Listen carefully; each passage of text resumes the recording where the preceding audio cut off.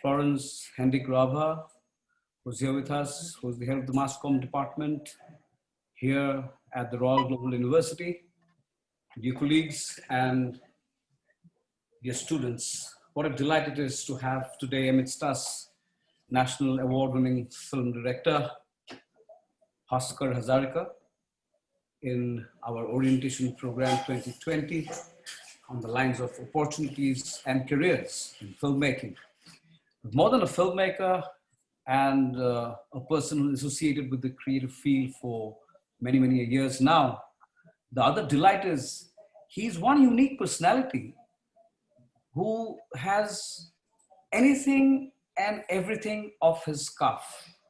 So today, especially, I thought more than anything planned and putting things on paper, it will be so nice to hear from the very dynamic, young, bright. I can go on with these adjectives on and on for this very fine, creative human being. So let's put it that way. And his passion somehow is filmmaking, theater, and the likes. Bhaskar Hazarika hails from Assam and has over 18 years of experience working in the field of film, television, and internet industries. What a delight. He holds an MA, a Master's in Film and Drama from the University of Reading, and a BA Honours in History from Delhi University. And he presently works out of Delhi, Bombay, as well as his very own Assam. He is also the founder of Metanormal.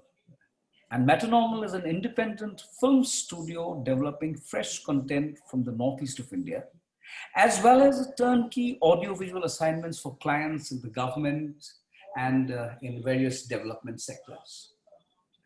Bhaskar is presently writing series for Indian OTT platforms and working with a major, as of now, let's put it this way.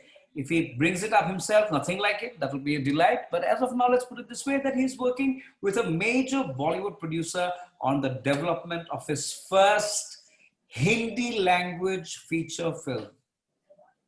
And we'll add on more to this. But as for his fantastic releases, and those are his babies more than anything else, his feature films, 2016 to 2018, he was the writer and director for Amish, and it was such a delight to have a special kind of appearance in the film along with his fantastic team and crew.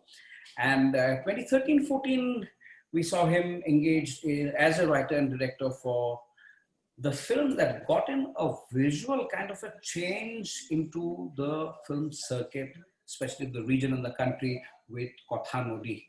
I can add on more to this, but as of now, let's quickly figure out, for the benefit of our students especially, that 2009 and 11, he was also the writer for Players and the director Abbas Mastan. That is another one of his films. His short films include Vicky, and that was in 2017. And as for television and web series, there's another endless list. 27 and 8 saw him as a writer for Left, Right, Left, that came on Sub TV. He was a writer for Shh, Phir Koi Hai, Star One. So, you can already feel the pulse about that little horror kind of a feel, something dark kind of a feel. It's already there in the names. Mummy Ka Magic, Food, that's 2009. He was a writer for the Star and NDTV Good Times. He was a writer. 2016, he was a consulting writer for Private Investigator. That's a part of the Star TV set. In 2019, he was a screenwriter, Untitled web series, Disney Hotstar. And 2020, screenwriter, as of now, Untitled web series for Netflix. Those are just few of his achievements. He's well-traveled, and because of his traveling and because of his special sightings, he has a fantastic sense of observation. And apart from his corporate films and documentaries, he's written and directed and produced over 20 documentaries, audiovisual presentations for clients such as the UNDP, Copenhagen Business School, the Ministry of Steel Planning Commission, FTII obviously had to be in that list, and UNIDO. And to add a little more to that, his film education and on his curation, in 2019, he was the guest faculty screenwriting, especially for the Ramesh Sippy Academy of Cinema and Entertainment, University of Mumbai. In 2018, jury, non-feature film category, National Film Awards. Then he was a member, review committee, international competition, International Film Festival of India. He was also the moderator, panel, there it comes, on horror cinema, NFDC Film Bazaar, Knowledge Series, and the likes. In 2017, if we go back a little, he was a jury of the Brahmaputra Valley Film Festival, and he was also a jury for Pick Your Flick Independent Film Festival. And if you go a little later, in 2016, he was a guest faculty of this institute, which is also very famous here in the region, Whistling Woods International, on alternative funding options for independent film production. And this is one thing, dear students, you should all be, ready to, find out more after he finishes his presentation on group funding and those new type of ventures that is all over the world today. The right man would be the very dear Bhaskar. And for his awards and nominations. In 2008, second prize for the National Film Festival on disability issues for the short film Nobody's Perfect. And in 2016, he won the National Film Award for Best Assamese Film, Kotha Nodi. 2017 took away the Best Screenplay for Kotha Nodi in Prague Cine Awards. And 2018 took away again Best Screenplay for Kotha Nodi in the Assam State Film Awards. And in 2019, he was nominated as the Best Screenplay for Amish in Tribeca Film Festival, New York. And he won the Best Actor for Amish in the Singapore South Asian International Film Festival. Well, he can go on and on. However, in 2020, he won the Bittu Chakraborty Award for Excellence in Creative Arts and was nominated the Best Director Screenplay for Amish at the Guwahati International Film Festival. Like I told you in the very beginning, he has an MA in Film and Drama from the University of Reading. And I think the other part that got him educated, got him engaged to this kind of line when he was studying history honors at St. Stephen's College, University of Delhi. And before that, he was in Assam Rifles Public School in Shillong, like Kopik, and Rajkumar College in Raipur. That's in a nutshell about the very young and dynamic and differently wired Bhaskar Hazarika. We will have more engagement on these lines. And before I leave the floor to him, I would like to add that what a delight it's been for all of us to also have Florence Rabha, who is the fulcrum of the department here in the Assam Royal Global University Mass Comm department. Florence is the assistant professor and head of the electronics media and anchoring at the Royal School of Communications and Media, the Assam Royal Global University. She is a prominent TV personality, actor, a former radio jockey, author of the famous book called Celebrating Womanhood, and a founder principal of Scholars Home Public School since 1996, and that's a long way in the journey of education. Welcome, Florence. And before I welcome Bhaskar, let me request Florence to address our students. And so, dear students, first of all, let's hear it from Florence, ma'am. And then it's nice to see the attendees increasing in our list today. And I was so sure about it that this will be one of the finest takeaways from this orientation, especially for our students on the lines of filmmaking. Over to you, Florence, and then we'll invite Bhaskar back to us. Thank you. Thank you, Mr. Decom, for this beautiful introduction. Well, Mr. Decom himself is a popular theatre personality, a good director, and an impressive writer. It's always a pleasure to meet you, Decom. A very good afternoon to everyone. Honorable Vice Chancellor, Sir, RGU, Professor Dr. Sanjay Pratap Singh, sir, Honorable Chairperson Academics, Professor Alok Buragohai, sir, respected Registrar Ma'am, Mrs. Angira Mimani, respected seniors, dear colleagues, and my dear students. On behalf of the Assam Royal Global University, I once again extend a warm welcome to everyone in this webinar. Our Honorable Vice Chancellor, sir, is taking a class with the students right now, and he'll be joining us very soon in this webinar after his class. So my dear students, I'm very happy and proud to share with you that today we have the National Award-winning director, Mr. Bhaskar Hazarika, with us. He's joining us from Delhi, Noida, and I just called him a few days ago and he instantly agreed to give us his valuable time to our dear students in RGU. Thank you so much, Mr. Bhaskar, and welcome. Dear students, I have seen both his award-winning films, Pothanodi and Amis. I'm sure you all, many of you also must have seen it. Well, both the films are so unique and amazingly interesting, fresh, and strange. They are dark movies. Only 2 films old, but already well known for his dark subversions. This tall, baritoned 40-plus director insists that his preference for darkness is more a career choice than a personality trait. Well, this is what Mr. Bhaskar made very clear to me during our conversation in my talk show, Ek Mulakat with him, which was telecast on Doordarshan Northeast and Doordarshan Assam just before the corona pandemic. So according to Mr. Bhaskar, not all art has to be adapted or autobiographical. He only delves in the subjects he does because it is an opportunity for him to create original content. That's really interesting, Mr. Bhaskar. And indeed, his second feature film, Amis, is a modern day romance, is probably one of the bravest, most original films of our times. One that got filmmaker Anurag Kashyap to quickly declare that he had seen nothing like it from India before. We are so proud of you, Bhaskar. And just last night, I was going through one of Mr. Bhaskar's interviews, candid interviews in the Indian Express. So according to Mr. Bhaskar, the effect in the film, Amis, is intended.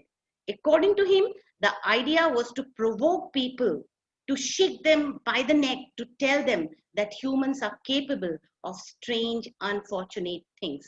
He says it sometimes bothers him that our art aspires to portray humans as noble beings who want to do good. But then why human beings commit crimes against nature and against each other? Which is true and sad, isn't it? So his films are very thought-provoking and made very intelligently. Mr. Bhaskar Hazarika successfully released his debut feature film, Kothanodi, in 2015. That was a grim adaptation of 4 well-loved Assamese folk tales, Buriyai Hadhu, we call it, or grandmother's tales, right? So that was again a very dark and interesting movie. As per Mr. Bhaskar, if Assamese identity is meant only to be seen from the perspective of the mainland, then there is no point in watching his films. Yes, this is what he has to say. As artists, we should ensure that our culture is evolving, that is not stagnant. A culture is alive only if we keep encouraging people to experiment. Here, I totally agree with you, Mr. Bhaskar. For Mr. Bhaskar Hazarika, the timing could not be better. Many decades old Assamese film industry, once known for its leisurely and beautiful storytelling, is slowly coming back in the spotlight after a brief slump owing to years of militancy and a shutdown of cinema halls. There's a host of fresh faces who are not afraid to experiment or tell bold stories. In the 1990s, VCD films had become a huge industry in Assam. They were often, those were often tacky and focused less on craft, those VCD films. But today, there is a revival, even if it's a small community. We get films like Village Rockstars, Ratnakar, and Amis in 2019, which goes to show the depth, range, and diversity of Assamese cinema, says Mr. Bhaskar. Well, dear participants, you must be aware that in our SAM Royal Global University 2, we have announced BA and MA courses in filmmaking.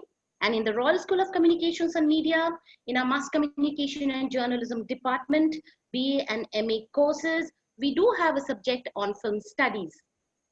Our innovative film programs are designed for a new generation of storytellers with an unrivaled approach to hands-on in interactive learning. Students find themselves completely immersed in their course of study from day one. Classes are taught by our efficient professors, award-winning industry professionals in a real-world environment with state-of-the-art facilities and equipment. So if filmmaking is your passion, attending our various courses in mass communication and journalism will help put your dreams into practice. So with these new notes, I would like to conclude my address here. Mr. Bhaskar, our enthusiastic students and all of us are really looking forward to your discourse on filmmaking today. And I'm sure the session will be very enriching as well as enlightening for all. Thank you once again for joining us. Over to Mr. Decom. Hey, thanks, Florence. Thanks a ton, Florence, for your rest. And now time is just right. And we all know that Bhaskar, like his films, is very tight in whatever he says and feels and relates and reflects. So dear students, let me now request you all to put everything else in your mind on the side so that you can focus and concentrate and do not miss out. The tip here for this session is do not miss a single word that comes out of Bhaskar. Like he says, not all art has to be adapted or autobiographical. I only delve in the subjects that I do because it's an opportunity for me to create that original content. I profoundly present very dear brother and a friend and a fantastic human being, Bhaskar Hazarika. Take it away, Bhaskar. All the very best. Hello, thank you everybody. My God, that was something. You said it, that was my profile in a nutshell. It was more like a jackfruit shell. And that was required for young ones. Yeah, Bhaskar, nice. I think you have too much faith in me. I'm just not, cut out for bigger jobs and just getting by in life. First of all, thank you for inviting me, by the way, to the patrons and to all the students who are listening in. In an ideal world, I would have been there physically and talking to you, but the pandemic and the world is what it is. So thank you again for making me a part of this orientation program for students.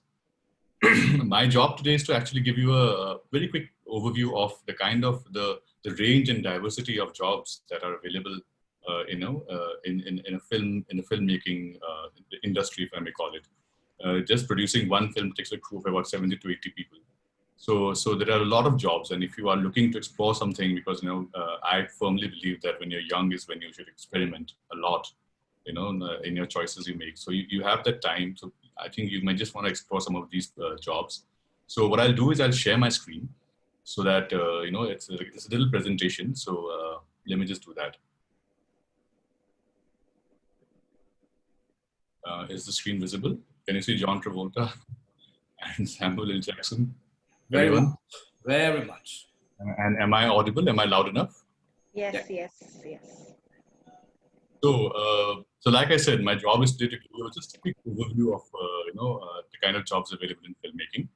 But before I actually dive into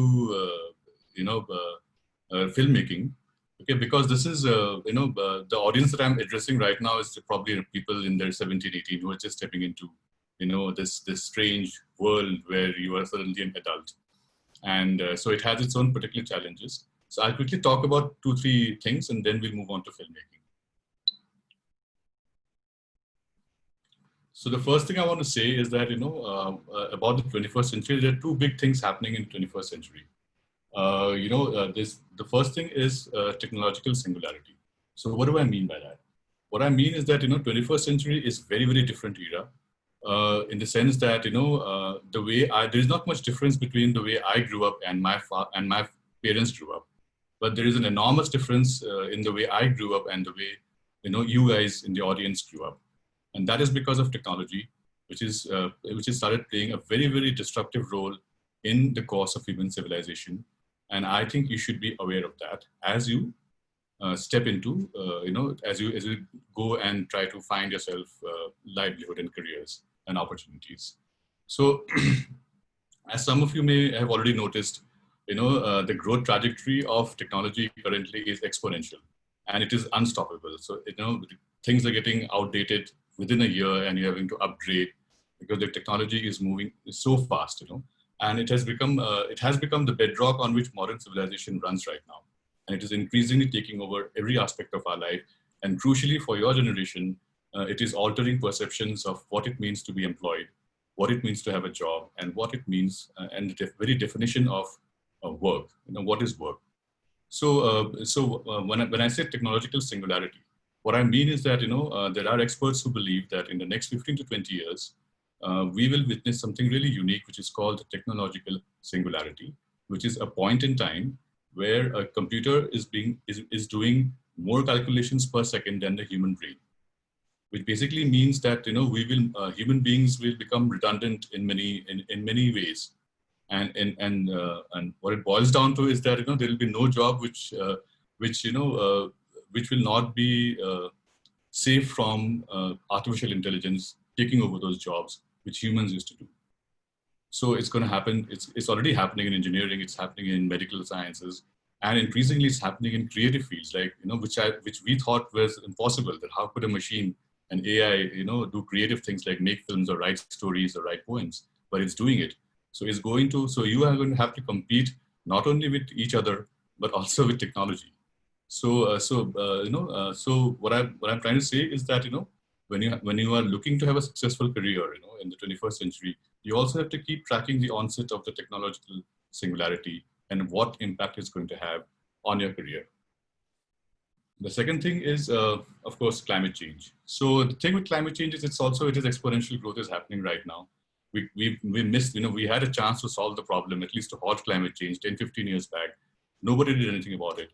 Now all we can do is just see how it is going to impact the way we live. So, it's the next 100 years, increasing frequency, you will see this disruptive climatic events, which is going to have a direct impact on how people live and work. So you should also, while you are looking at developing yourself as a professional, in your career, you have to keep track on the climate. Because there is one study I read recently which said that about 3.5 to 4 crore jobs in India will be lost in the next 10 years because of the rise in temperature in India and what is called heat stress. So these trends are happening. So you have to be aware as you go in that the 21st century, operating in the 21st century is not like operating in the 20th century. And more crucially, you have to make your parents understand that, because their expectations from you in the 21st century cannot be the expectations their parents had for them in the 20th century, because there's a huge difference in these two eras. So, while I was discussing these issues, probably my idea was not to demoralize you or just scare you, but it's what they say in English, forewarned is forearmed. So I'm just trying to make you aware that while this 21st century requires you to think very differently, and there are challenges that we are going to face as human beings, which none of our ancestors have ever faced before. So you have to keep that in mind while you negotiate life in the 21st century, is all I want to say. Then, because we're talking about the 21st century, we have to also understand what we mean by career. What happens is, because we live in a hyper-capitalist world, okay? So this world is chained to the concept of growth for the sake of growth. So we end up joining, a never-ending rat race. The race just goes on, and you cannot do anything about it except keep running. And you keep running after the next promotion, the next job, the next big deal, the next big house, the next big car, etc., etc., etc. That is supposed to be, that is what you're supposed to aspire to when you start working or when you start having a career. But my contention or my argument is that that all a human being ever needs to be content, is 3 meals a day, a safe place to live in, and to spend more happy days than sad days in the time that they have on this planet. So it's very simple, it's very basic, So try to understand, so if you try to rationalize what you need from life, it'll help you better plan your career, and you may end up avoiding that trap where you can jump onto this treadmill and you're all the time running. This is, this is something that I think you should consider now that, you're just starting out in life. And the second thing is that, you have to be patient. Okay? Nobody gets anywhere in life before they're 30, if they're lucky. Some people, like, all of us, took longer. So you have to be patient and not feel that, oh, you're good for nothing or whatever, you're a failure because you're 28 and you're still like, you don't know what to do. That's perfectly fine. Use the next 10 years of your life to just learn. Be prepared to be exploited if it is going to teach you something. So, try to acquire skills, try to achieve mastery in what you know. So just spend that time. 10 years seems like a long time for somebody who's 18, but it's not. Actually it goes by very fast, and suddenly you'll be like, oh no, 10 years has gone by. So what I'm saying is be patient and don't try to, like run too hard is what I'm saying. And there's also like, it's all tied to the world that we have created for ourselves, where the concept of failure is the person is supposed to be a failure if there's an absence of wealth and power in whatever career he or she works in. So this is the ideal that has been pushed to us. This is societal pressure to reject jobs that that offer less financial rewards, to go for jobs which will have a lot of financial security, so that you can live a life of luxury and spend all that money. But what I'm saying is that if you're all you need to do is, because you're so young, you're anyway not expected to earn a lot of money just run right off the bat, right? So you just just try to look for jobs that bring you contentment and happiness. If you're just content working with a backward community in some remote part of the world, I think you should just go ahead and do it, and not take that job because the salary is so poor. But that's not what you want. What you want, what makes you happy is working with those people. So if you think of career like that, right now, when you're starting out, I think it may be very rewarding for you. So then there is this whole concept of risk taking. So one thing about risks is that the older you get, the harder it is for you to take risks. So now that you're at, you have very little to lose when you're young. So take leaps of faith, just trust your instincts, do things which other people may not want you to do, but it's okay. If not now, then when are you going to take those risks? So, and like I said, as you get older and you have more responsibilities, it's going to be more and more difficult for you. So take those risks now and see where you end up, just spend the next 10 years just exploring yourself and experimenting. Okay, next I'm going to talk a little bit about filmmaking and leadership, because I was told that this orientation program, one of the themes is to, is leadership. And I started thinking about how filmmaking can actually, help you develop that.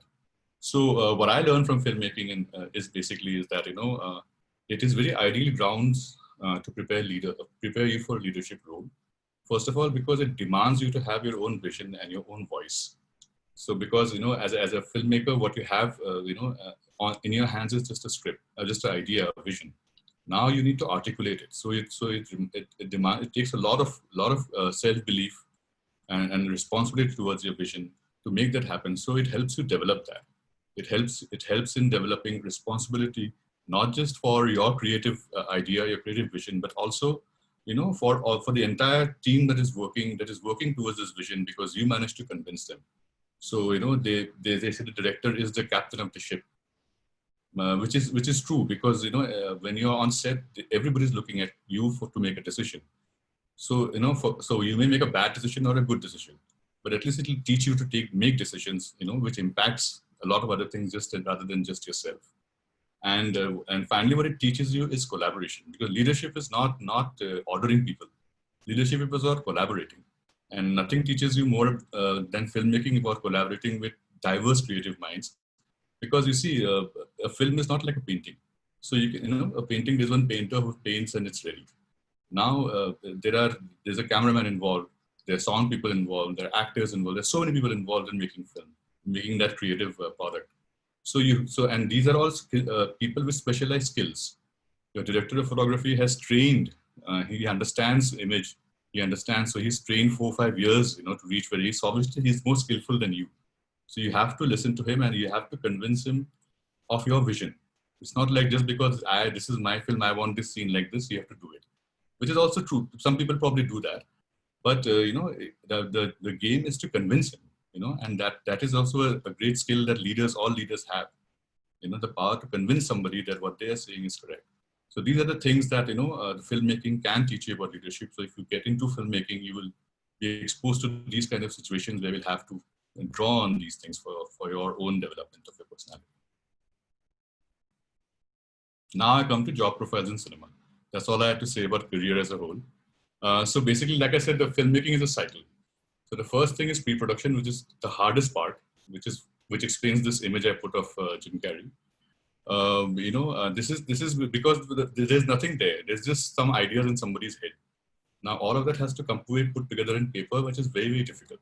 So the key people involved in this obviously is the director. He or she is there from the beginning till the end of the cycle. Producer, like the director, the producer's job is relatively easier. He just has to understand, or she just has to understand what the idea is and how much budget it would require and where would that money come from. And eventually how to, when the film is ready, how to recover that money. So these calculations are being made by the producer while the film has not even been made. It's just an idea in somebody's head. So the script writers, ideally the director, script writer is the same person.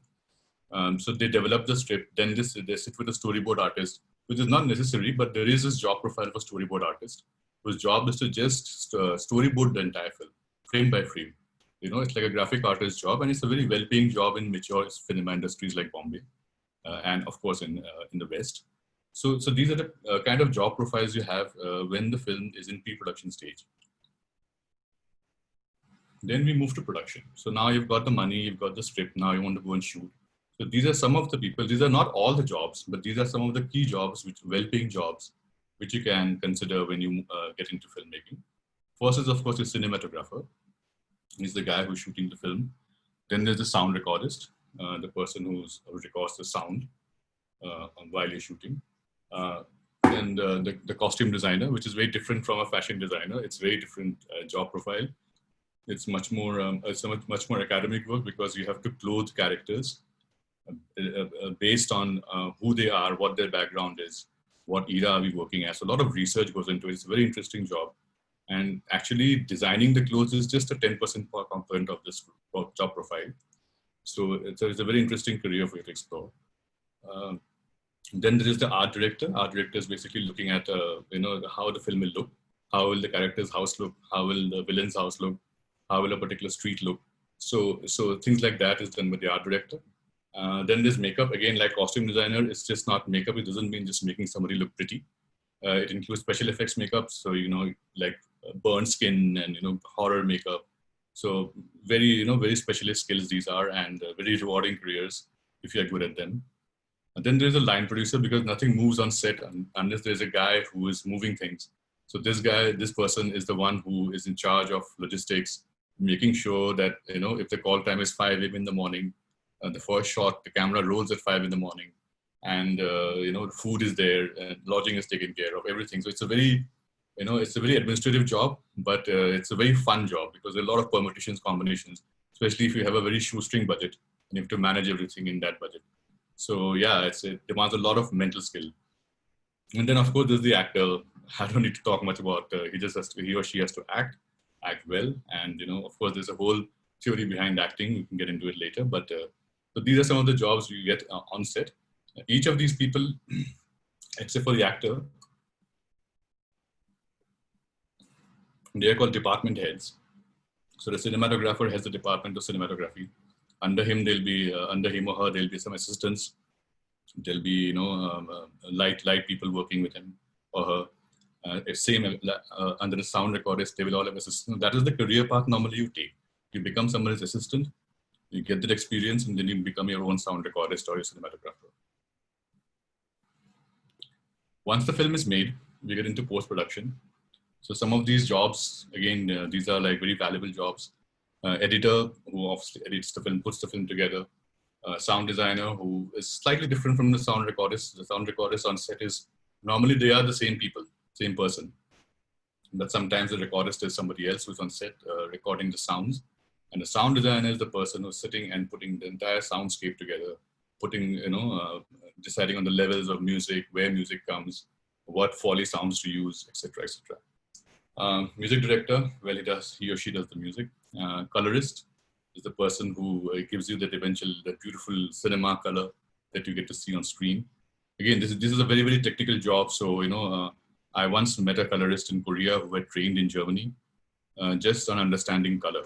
So I thought it was very interesting.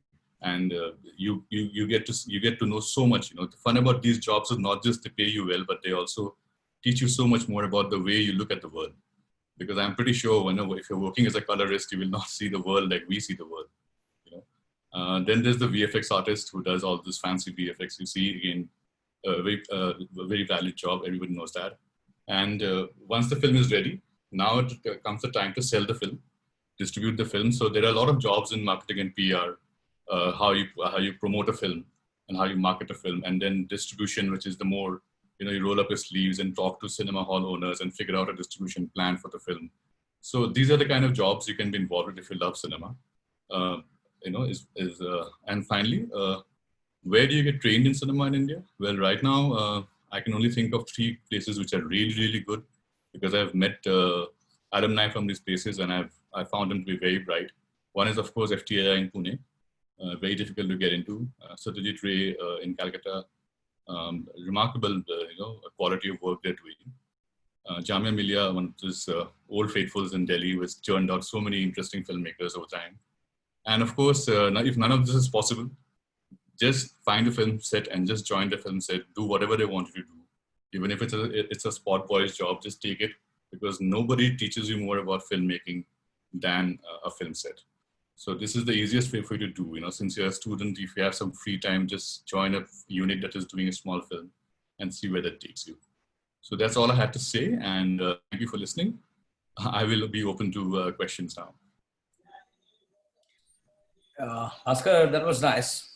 Like I said, very tight frames, and he's covered everything. And when it comes to career and the likes. But Bhaskar, before we open to questions, like one of the very simple ones that's coming as of now is, can't the script writer and dialogue writer be different in the making of a film? Well, I'll leave that for you to answer.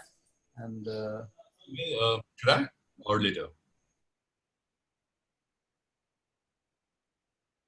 So very unique. This is yeah.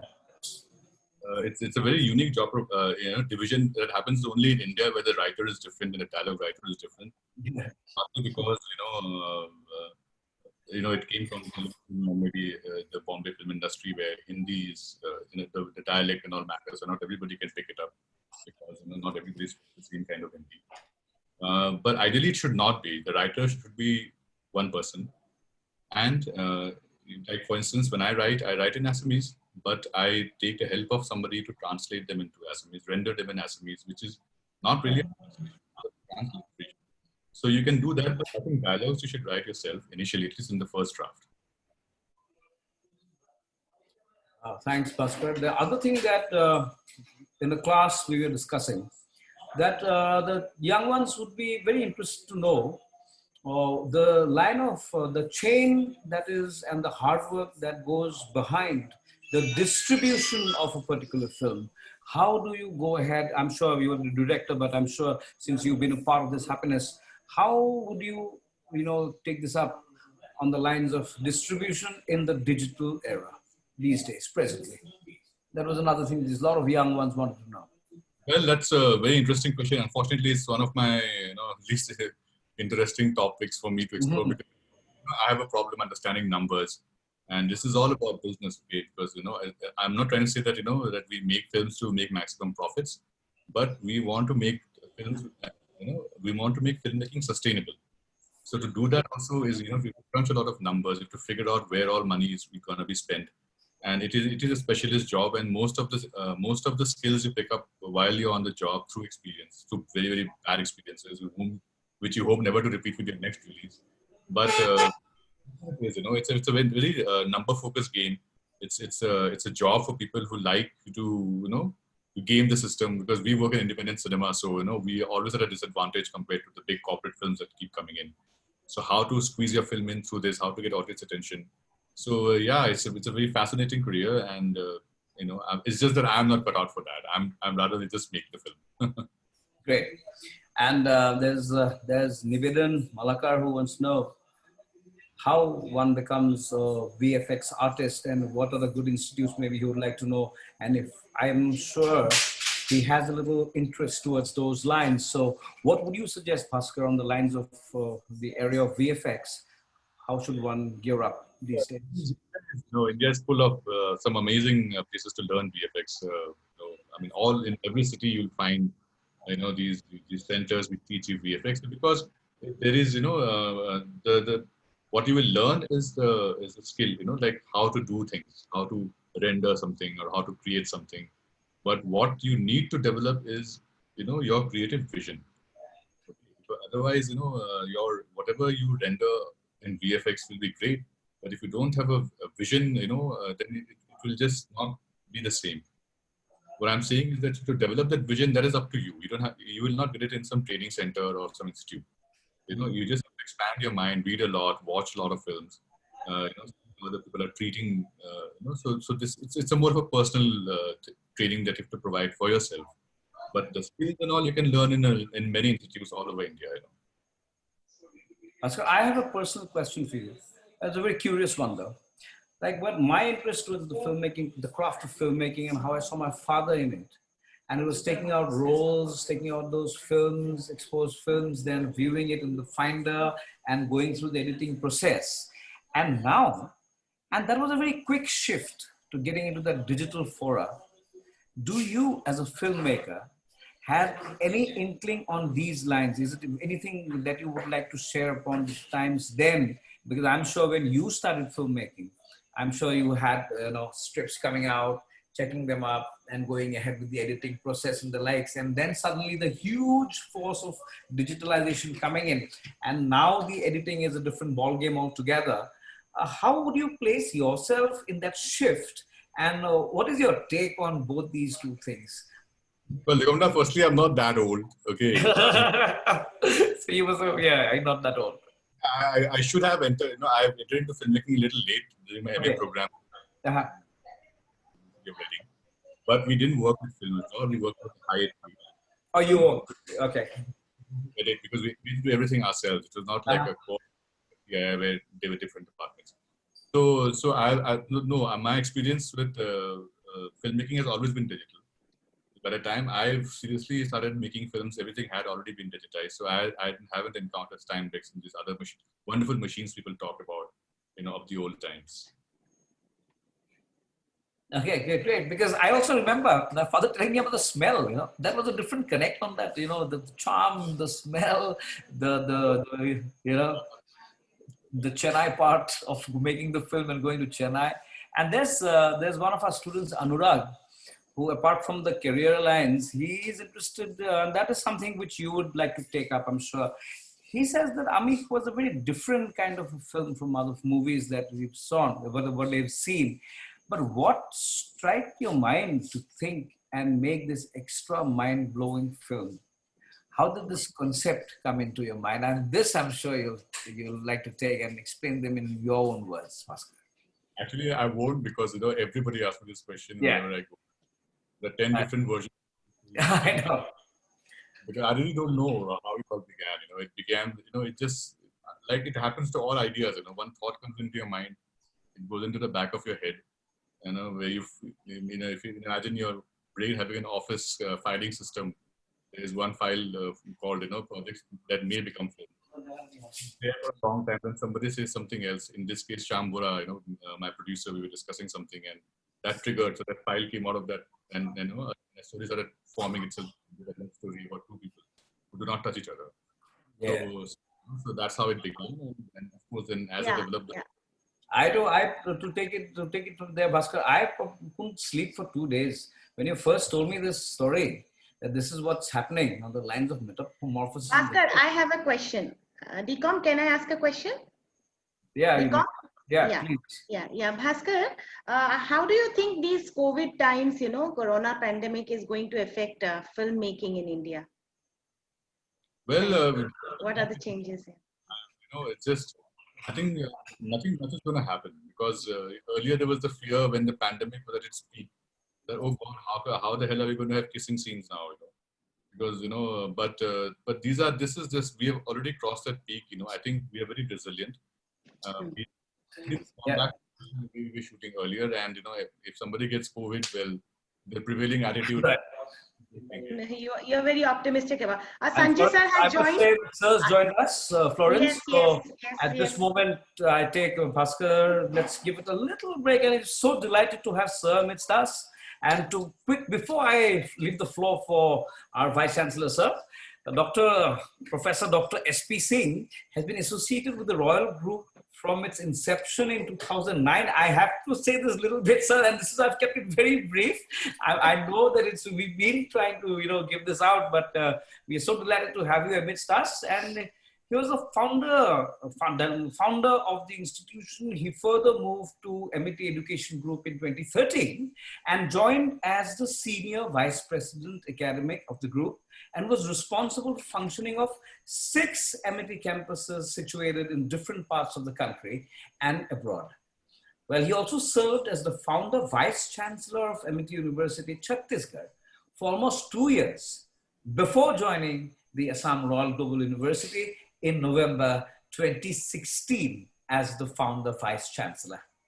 With the vision and hard work of Professor Singh, the university has presently been ranked as the #1 private university of Assam by Education World within a span of just 3 years.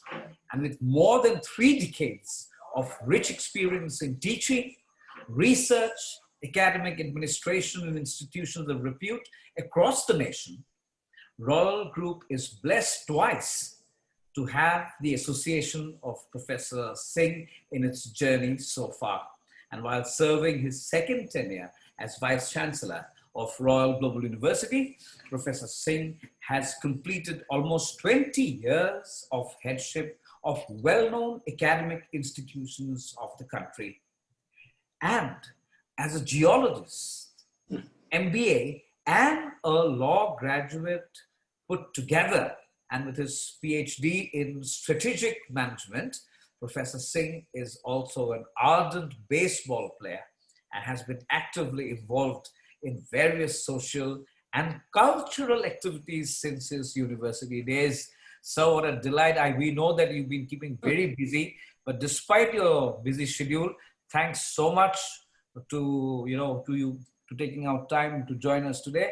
Bhaskar already gave a very colorful insight on filmmaking. Over to you, sir, for your remarks. Thank you so much, Dicom. As usual, you have very smartly have introduced me the full length and say that you are cutting it short. But anyway, thank you. I'm really humbled, and I think thank you so much for a very kind introduction. I was asking you to cut short because most of the students already have gone through my introduction for a long time. But for Mr. Mahanta, I think it was all right, relevant. So I really missed Mr. Mahanta. Welcome to Royal Global University webinar. We really, I personally have missed your delivery. Hazarika, sir. Yeah, Bhaskar Hazarika. Yep. Yeah. So Mr. Bhaskar Hazarika, I missed your. I said Mahanta. So sorry, Mr. Hazarika. I missed your deliberation.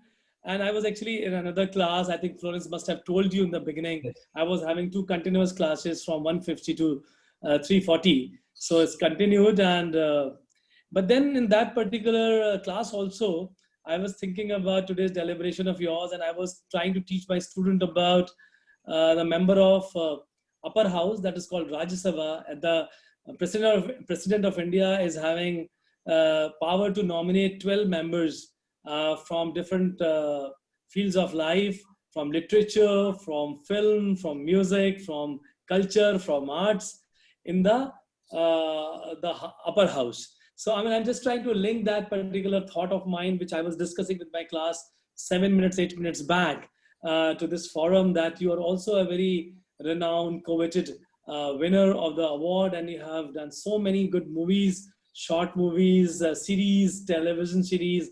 So we are proud of you, and I'm very sure that today's deliberation of yours must have actually enriched my students' insight about different professions, film and television. What I know, many of my friends are there. Some other time I will tell you, not on this platform and forum. They are in Bollywood. They are doing very well. from Roshan Abbas to Manish and everybody, and they are regularly coming in different serials.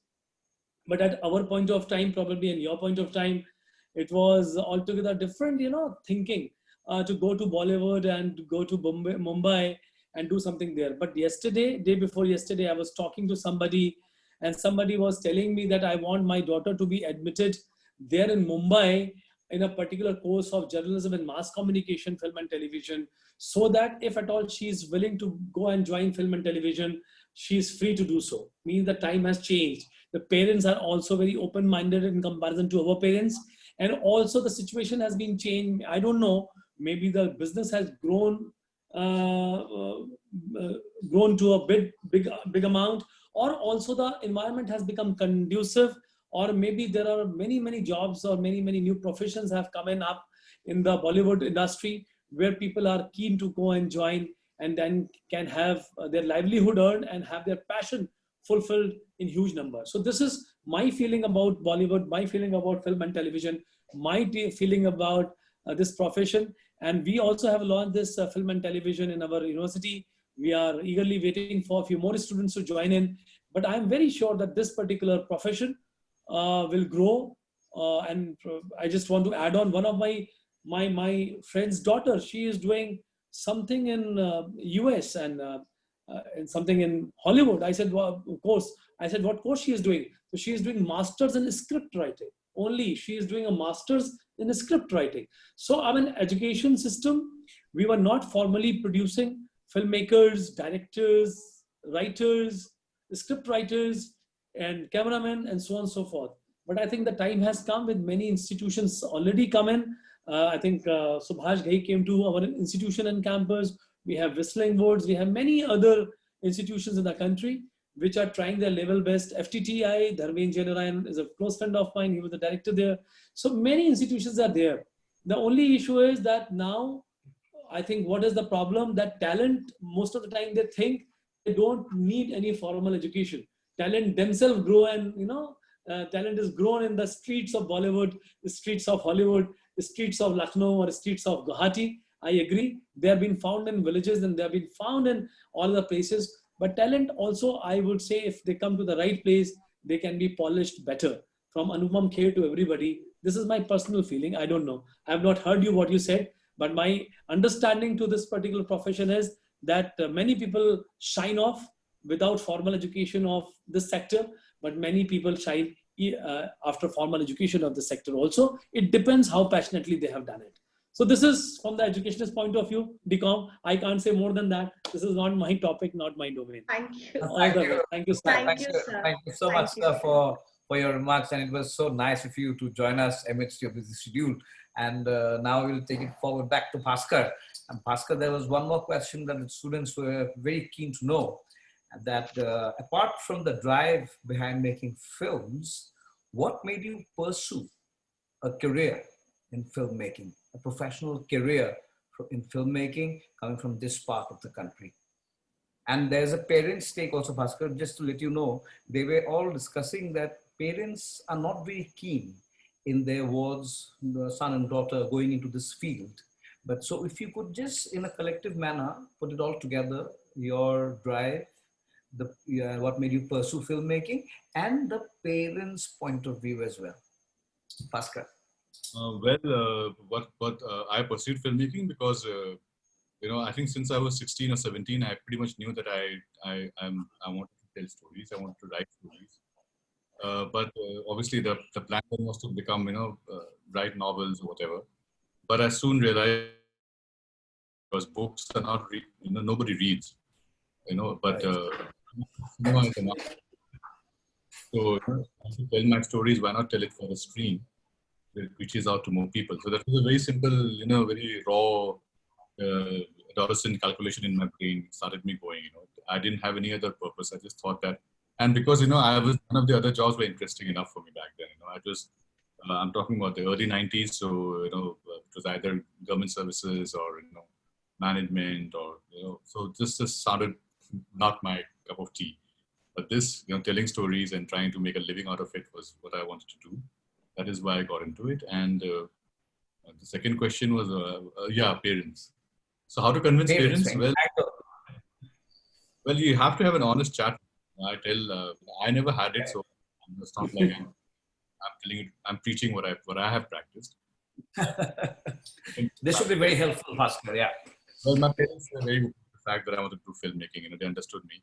But it's not the case with everybody. There are some parents who find it very difficult to understand why is this person, because it's such a struggle to make a film, and because, any art form, filmmaking is just one art form. There are so many other art forms. Poverty of wealth is an essential component of, developing ideas and to create art. So, people miss that. That's what I'm saying. The whole definition of failure has so much to wealth that your parents think you're a failure, because you're just struggling as some assistant to some director for 6-7 years. But like I said, you have to have a chat with them and convince them that, because, it is, and I'm sure they will all agree that, this is not, parenthood is not transactional. Just because they took care of you all this while doesn't mean that you have to now take care of them, earn money for them. It's not like that, and every parent at their core understands this. They love you. They want you to be happy, not to become wealthy. So if you have a frank conversation with them and tell them honestly what makes you happy, they will not stand in your path. They will understand. They will not like it, but they'll understand you and they'll give you your space. Great. Yeah, Deepak, Thanks, Bhaskar. Bhaskar? Please, you ask. Go ahead. Mr. Bhaskar, yeah. Last time we met, I remember you had shared something about your, next project, which is all comedy. So please tell us what is going on in your mind currently. What are you into? Because I really love this film. The film called Emuti Puthi, as an film. It's just it's a comedy. It's a very strange, interesting sort of a film. So I'm sure, if like Dikomda was saying, I couldn't sleep for 2 nights. I'm hoping this time when he sees the film, he won't stop laughing for 2 nights. I've already started for the matter. I know. And we are looking forward to it. That is in this film. and Bhaskar, the other thing is, yeah. And Bhaskar, the other thing is for the young ones, if you could tell them from your experience, and since you do your own screenplay, which is the most important step towards taking the journey forward, how do you think it helps, and how rigorously do you stick to your script while you are shooting the film? If you can give an insight to our students on these lines, and especially how the role of screenplay in the art of filmmaking, how important is that? So if you can give a little insight, it would be very helpful. I personally feel it's a very important component. It's like the fundamental building block of your film. But not everybody agrees. I know filmmakers who make perfectly good films without any script. Just go and shoot, and I don't know how they function, but I think that script very, very, it basically is focused to what you're trying to say in the film. So that when you write down, you realize that some things that you want to say are too abstract to be a part of this story. So writing is very important. That is why the person who is writing the script should go on and direct the film. And like I said, people get intimidated, especially writers, because writers see on screen. But that will be dependent on lots of other factors. Somebody else is shooting the film. You may not have budgets for a particular kind of camera. So there will be a drop in quality from your vision when you wrote the script to when you finally have the film on screen. But your goal should be not to let the drop be too much. There will be a drop, like maybe a 20% drop. Should not go beyond 40% from what you envisaged and what is finally coming. So that is why writing a script is very important. So for you to understand, what you are trying to achieve. Thanks, Bhaskar. And the other thing is that comes to my mind at the moment, along when we take up the classes on film appreciation and the likes, when you went off to University of Reading to do your 2 years on filmmaking and drama, the students were asking that, sir, is it very easy to get yourself admitted for a course in filmmaking and drama and other creatives outside the country? Because FTI, like you had shared in the beginning, Bhaskar, it's a very difficult exercise. I've seen my sister coming out of the institute, how difficult it was. But did you have any roadblocks when you decided to learn filmmaking in the University of Reading, when you applied, and the process of application, the other institutes which might be of help, along with the other departments on filmmaking? Would if you throw an insight on these lines, I'm sure our young students here will benefit. Bhaskar. Yeah, the thing is, I decided to go to England to do my film studies because I was not planning to become a filmmaker. I wanted to become a film academic. And, I see. the course was structured in such a way that it was a very good introduction to film academics, understanding aesthetics of cinema. All these kind of abstract things which they have no use on set. But if you want to, take a filmmaking career, then definitely you need to go to an institute which is giving you vocational training, how to handle a camera, how to handle, a set, things like that. So that is why places like FTI, and of course there are places like this abroad also. But just the only thing is that the cost is huge. So Yes, the cost is huge. Yeah, but Even moving up. Deekom, once again, sorry. Can I? Go ahead, please. Yeah, You ask. Go Mr. ahead. Bhaskar, I have heard that, I've seen also, I've heard from my friends that you conduct serious workshops before starting any shooting of, in both the films you did, that in Kotha Nodi as well as Ames. So please share with our students that how important are these workshops, from your point of view. well, I think you mean the acting workshops. We did workshops with actors because we want the actors to not be actors playing a character, but to try to become the character. So a workshop that focuses only on one particular character or one particular story really helps actors think more about the role and how they're going to approach it. So it's very beneficial.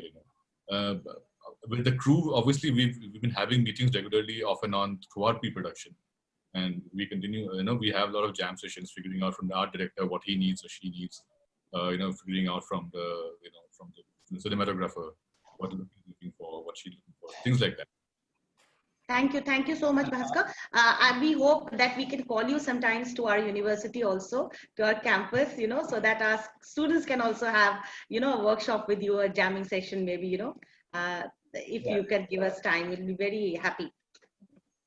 And there's another curious question from a young student. And these are the questions, Bhaskar, it throws kind of a different thinking in your mind. This young student of ours wants to know, how do you handle the situation when the shoot is not going very smoothly? And I know time is ticking, so we maybe take one more question, Bhaskar.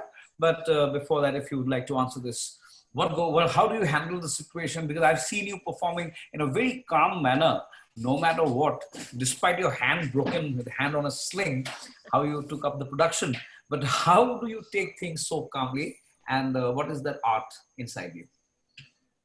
Well, I'm very fatalistic in my attitude. If something has gone wrong, you cannot undo it. You just have to cope with it. So it's all about coping and hoping everybody else. Because if you stay calm, then other people also stay calm. If the director loses his or her shit, then everyone's panicking. Okay, oh God, what's happening? So as much as possible, try to stay calm and say, okay, fine, there's a problem.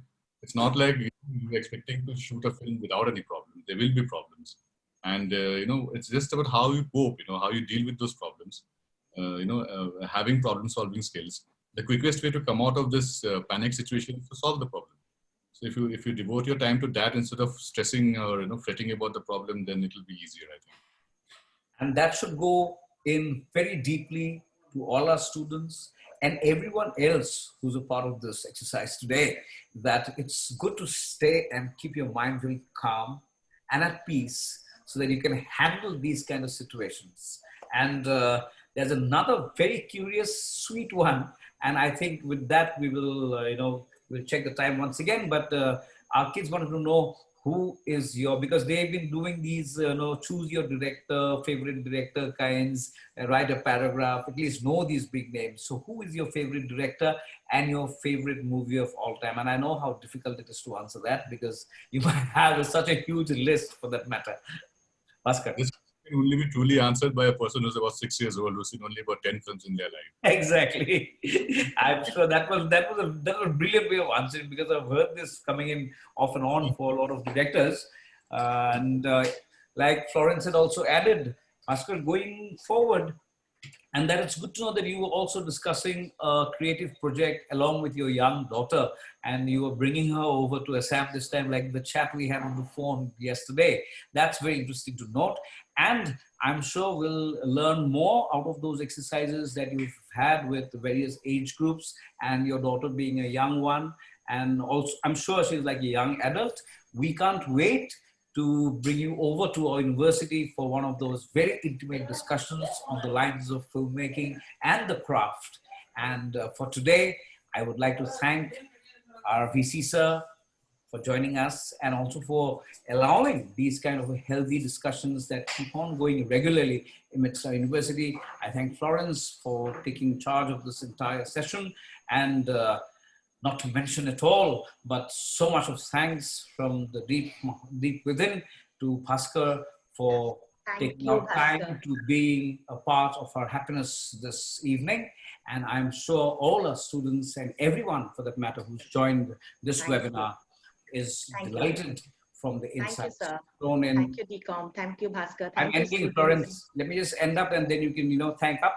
And I'm so happy that Bhaskar made his time out to be a part of our happiness. But like I said, we had an offline chat, but our students are eagerly waiting to see you on campus to have a very intimate one-on-one discussion on the lines of filmmaking and the craft as an exercise. Once again, thank you so much. And now, Florence, over to you for... No, it's okay. Thank you, DCOM. Thank you, sir. Thank you, Bhaskar. Thank you, dear students. Thank you, everyone. Those lines, in that case, I thank our IT department for making all the Bijoy, yes. I thank the you, Bijoy. administrative